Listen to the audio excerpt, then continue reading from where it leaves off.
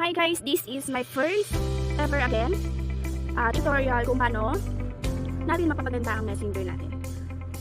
Tuturuan ko kayo ngayon kung paano ibahin yung team na gusto natin. Nakikita niyo mamaya. Ayan, punta lang tayo ngayon sa messenger. Dapat meron kayong messenger app and nakalagin din yung account mo. Punta tayo dito sa dito sa may aking account. Isang account. Punta lang tayo dito sa I na nasa gilid sa taas. May information. Then, hanapin lang natin yung team.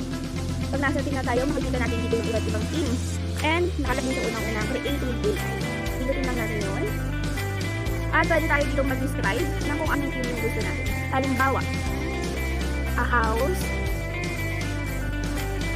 Tawag na house. A bulldog. A beach.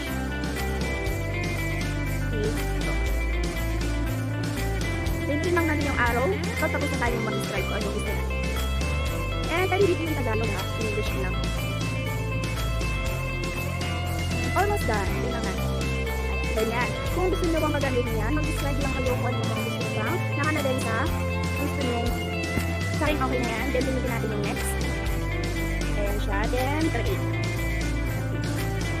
Ayan. O, diba? Ang ganda. Then, meron dapat ito kung yung gamit naman.